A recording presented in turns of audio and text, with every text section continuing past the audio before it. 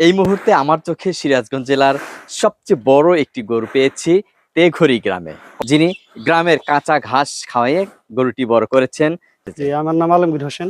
জি, মামা, আমার ঠিক আছে। গরুটা হচ্ছে 2 বছর আগে কুরবানিদের 1 সপ্তাহ আগে কেনা। হিসাব করলে আজকে 23 মাস আগে কেনা গরুটা।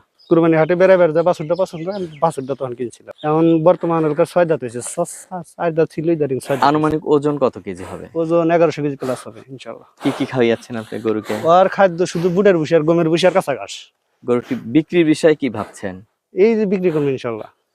আচ্ছা, দাম দর হয়েছে কি? না না না, এমন তৈরি কোনো দাম দেওয়া হয়নি। মানে এই প্রথম দর্শকদেরকে দেখাচ্ছে, তাই না? দেখাচ্ছে যেহেতু আমাদের গ্রাম অঞ্চল, হ্যাঁ হ্যাঁ। গ্রাম অঞ্চলে এত বড় গরু যে আমার পালে আছে, আমার গ্রামের মানুষই জানে না। আচ্ছা, আমার বিষয় আছে এটা 9 লক্ষ টাকা। 9 লক্ষ টাকা। তারপরে দরদাম করার সুযোগ আছে। আচ্ছা আচ্ছা, কি খাওয়াইছেন আপনি গরুকে? শুধু কাঁচা ঘাস আর গমের ভুসি আর বুটের ভুসি, এই তাই তো দুইটাই। দেখছি বিশাল এলাকা জুড়ে শুধু কাঁচা ঘাস, সবুজ ঘাস। আমি কৃষক মানুষ, এই কেবল খেতে উঠে এলাম, আপনি আসার কথা শুনে আমি উঠে এলাম। আমি সারাদিন যা খেতে কাজ করি, যত ঘাস আমি নিরাই সবার দিকে নিয়ে আসি। অনেকেই খুঁজছে যারা এই বাড়িতে গরু লালন পালন করে, একটি মাত্র গরু, শখের গরু কিনবে, লালন পালন করার সময় তাদের নেই।